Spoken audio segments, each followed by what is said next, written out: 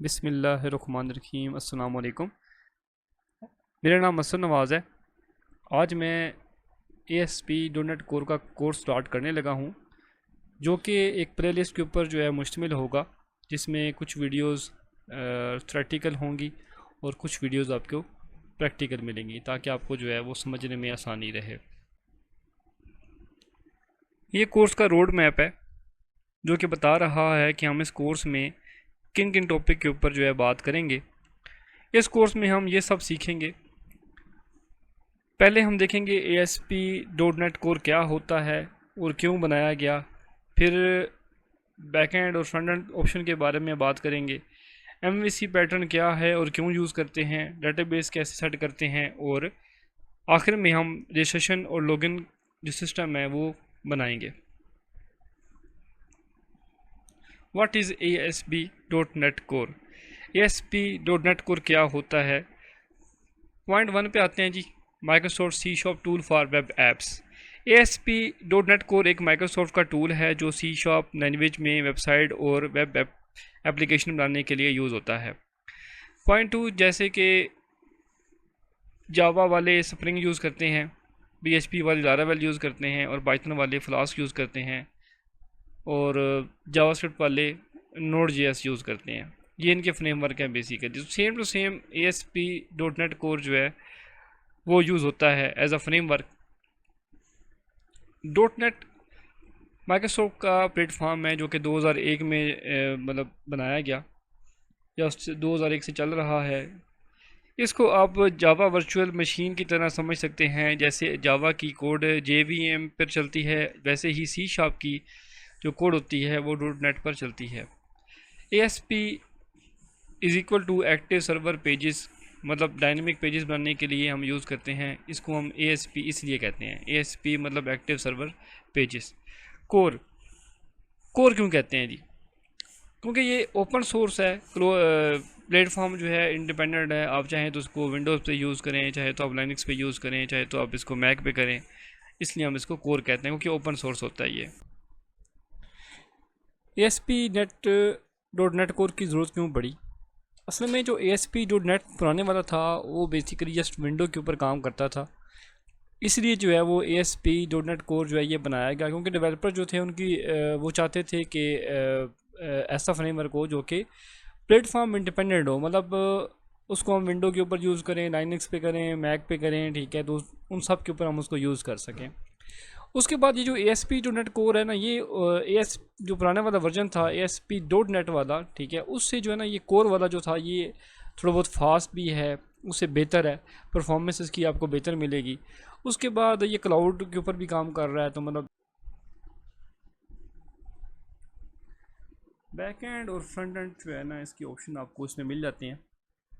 ASP.NET core जो है वो फुल स्टैक एक फ्रेमवर्क है, जिसमें डेटाबेस, बिजनेस लॉजिक और HTML जो है वो यूज़ होती है।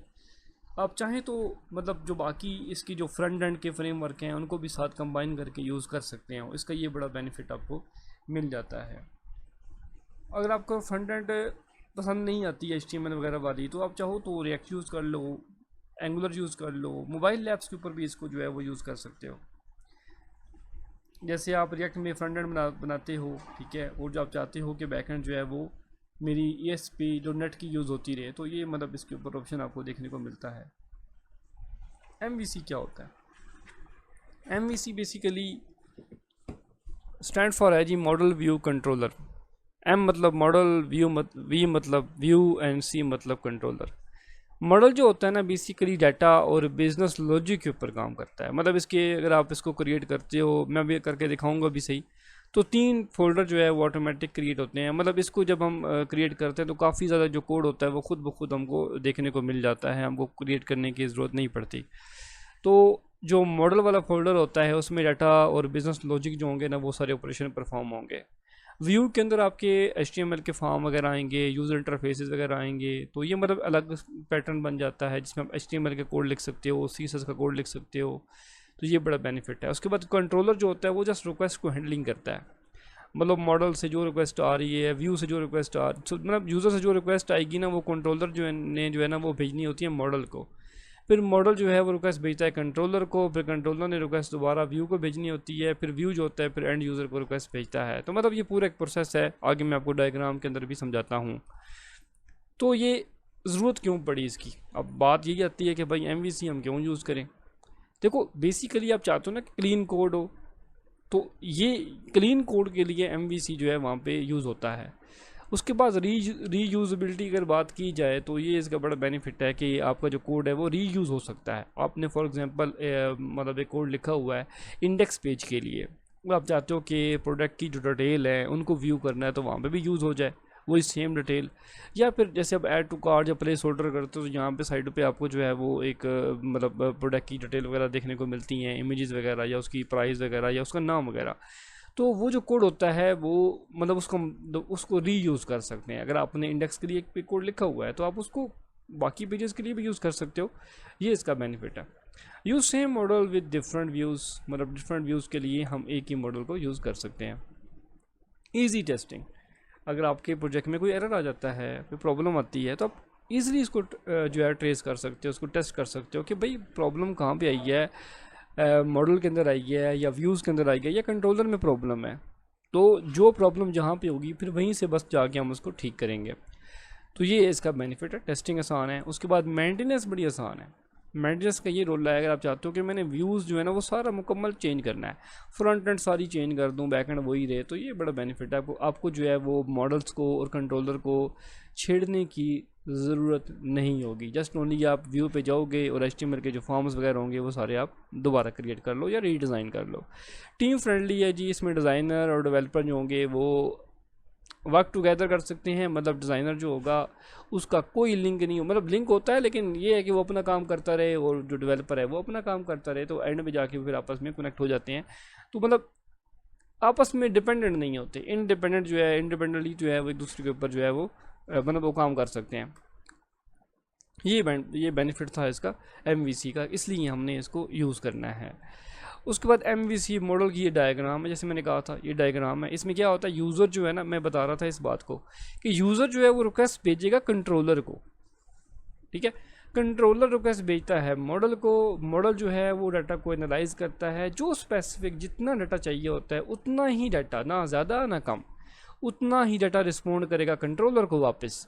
वो यूज़र को नहीं करेगा डायरेक्टली, वो डायरेक्टली व्यू को नहीं करेगा, वो वापस कंट्रोलर को करेगा। फिर कंट्रोलर जो होगा वो डाटा सेंड करेगा व्यू को, और जो व्यू होता है वो रिक्वेस्ट जो रिस्पॉन्ड करेगा एंड यूज़र को। मतलब एंड यूज़र जो होगा उसको व्यू जो है वो देखने को तो मिल रहे होंगे, रिक्वेस्ट वगैरह जाएगी कंट्रोलर को, ठीक है। ये ऐसे करके निज़ाम चलता रहता है। कंट्रोलर को रिक्वेस्ट जा रही है, ये रिक्वेस्ट करेगा मॉडल को, जो डाटा चाहिए वो भेजेगा, मॉडल भेजेगा कंट्रोलर को, कंट्रोलर को दोबारा भेजेगा व्यू को, और व्यू जो है बेसिकली रिस्पॉन्ड होगा एंड यूज़र को। देखो डाटा व्यू पे कैसे आता है। फॉर एग्जाम्पल मैंने कोई रिक्वेस्ट भेजी है, मतलब फॉर एग्जाम्पल मुझे कोई ना प्रोडक्ट वगैरह की डिटेल चाहिए, ठीक है। मैं चाहता हूँ कि जो आज प्रोडक्ट मैंने ऐड किए हैं ना, या आज जो मैंने मूवीज़ ऐड की हैं, मेरी मूवीज़ की एक वेबसाइट है, तो मैं चाहता हूँ कि मैंने जो आज एक न्यू मूवीज़ ऐड की हैं, ठीक है, मुझे बस वही चाहिए आज वाली, ठीक है। तो वो जो कंट्रोलर होगा ना वो भेजेगा रिक्वेस्ट मॉडल को, मॉडल डाटाबेस में जाके देखेगा कि आज की जो वीडियोज़ हैं वो कौन कौन सी हैं।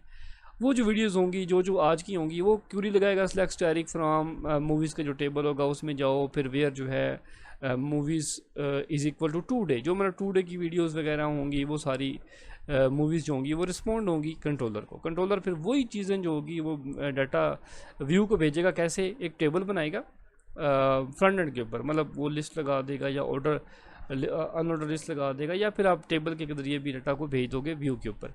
फिर व्यू जो होगा वो रिस्पॉन्ड करेगा एंड यूज़र को। बस ऐसे करके ये प्रॉपर काम करता है। तो सिक्योरिटी रहती है इसमें, आपको जो है प्रॉब्लम नहीं होती, सिक्योरिटी आपको प्रॉपर मिल रही है इसके अंदर। तो ये पूरा जो MVC मॉडल था इसके बारे में मैंने आपको बताया।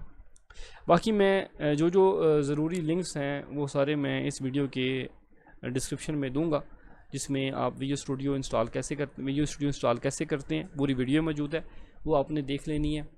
उसके प्रॉपर्ली आपने इंस्टॉल कर लेना है। उसके बाद SQL सर्वर कैसे इंस्टॉल करते हैं वो सारा वीडियो आपको देखने को मिलेगी। उसके बाद नेट फ्रेम जो है वो आपको 8 चाहिए, तो वो आप कैसे डाउनलोड करेंगे उसका पूरा लिंक बल्कि मैं भेज दूँगा, वहाँ से आप डायरेक्टली डाउनलोड कर सकते हो। जज़ाकल्लाह खैर, अल्लाह हाफिज़।